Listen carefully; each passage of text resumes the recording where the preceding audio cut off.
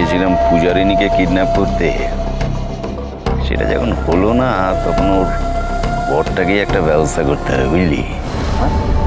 আবার কাঞ্চন ওটাকে সরিয়ে পূজারিনীর সঙ্গে বিয়ের পিড়িতে বসবো আমি।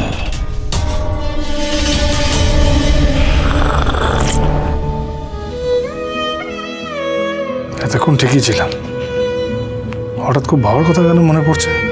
যখন মনেই পড়ছে কাকুকে একবার ফোন কর না। ফোন করবো? হ্যাঁ কর। বলছিস? হ্যাঁ কর না, আর বল যে আমাদের সবাইকে ওই ছাড়িয়ে নিয়ে যাওয়ার একটু ব্যবস্থা করতে। হ্যাঁ কি তাই না?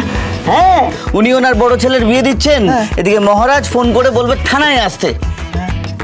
ঘটে কি ঘটে? আসতে। Sorry sir.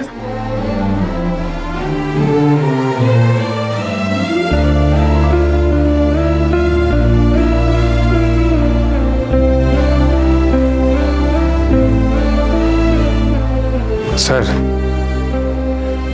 ও স্যার, তুমি আবার উঠে আসছো কেন?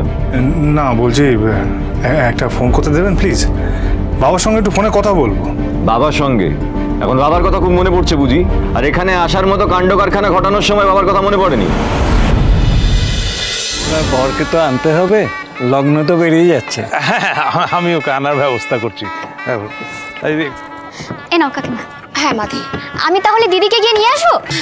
না না মা, আগে তো বরের কিছু নিয়ম কানুন হয়, সেটা আগে, তারপরে তো ঠাকুরমশাই বললে তারপরে পূজারিনীকে নিয়ে আসতে হবে। ও ঠাকুরমশাই ঠিক বললাম তো? হ্যাঁ।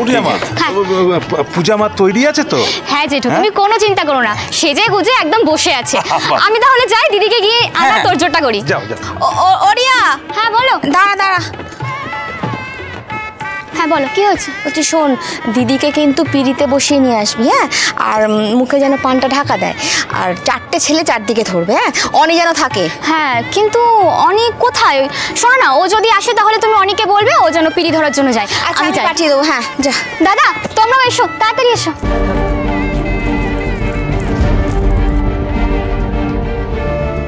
অনেকটা বেজে গেল, অথচ মহারাজ তো এখন এসে পৌঁছলো না।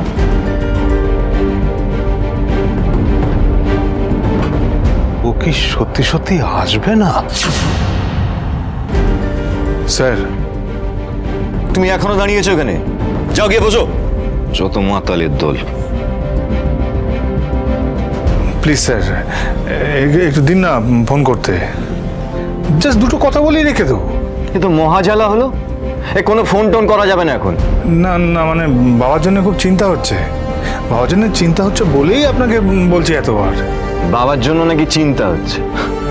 সেসব হলে রাস্তাঘাটে বেলের লাপনা করে বেড়াতে না।